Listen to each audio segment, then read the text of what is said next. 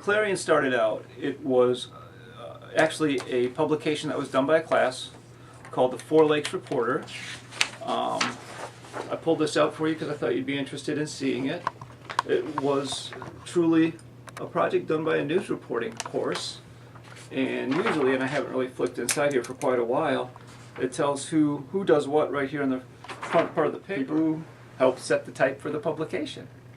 And items came into them probably handwritten, because again in 1965 and 66 when this started, people didn't have home computers, people didn't have laptops, people didn't have easy access to computing, and so everything was actually literally typewritten, so on a typewriter. So most colleges, universities, high schools, and some middle schools even have some form of student media. And media exists in those environments for really two purposes.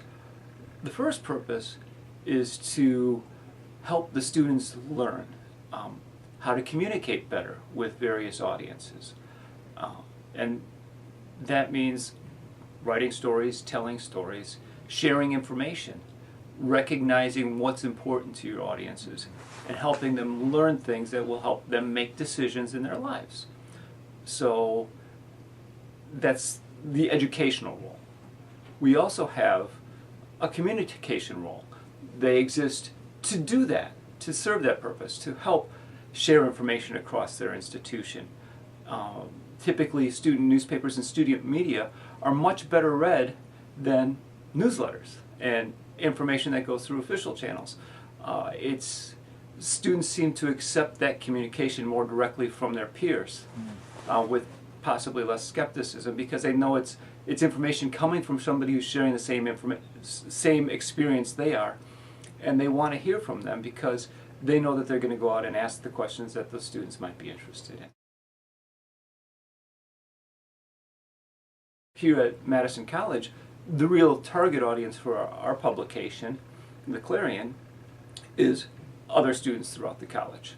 And the students who are working on the staff, whether they're doing a story about something that's happening here at the college or something that's happening external to the college, they want to know, how does this impact the life of students? And so that's how they focus, and that's how they're different than other publications.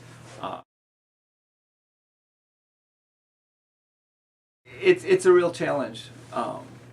That's why they have an advisor here. We do workshops throughout the year to help them kind of get prepared and answer questions and challenge them. And they really have to apply what they learn in the classroom. Means they have to have a pretty solid understanding of the expectations of media law, of writing, of production, of the technological side. And they come here and we work together, we feel it out. I have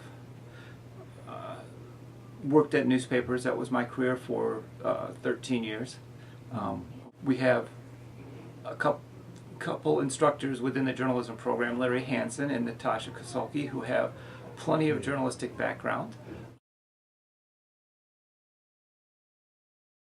They run their own staff meetings. They decide what they're going to report. When stories come in, they edit them. They decide if the information in that is something that they want to run in their newspaper, and then if other people who read it would understand it, or if there are too many questions, if there are too many holes, if this article is up to their standards in many ways. That depends on the students.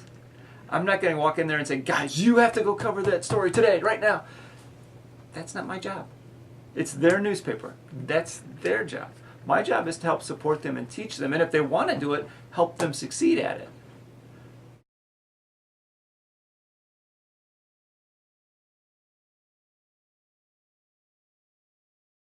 I don't really care. That might sound bad. The students at the college provide funding for the newspaper. And so the newspaper has an ultimate obligation to serve them as their primary audience.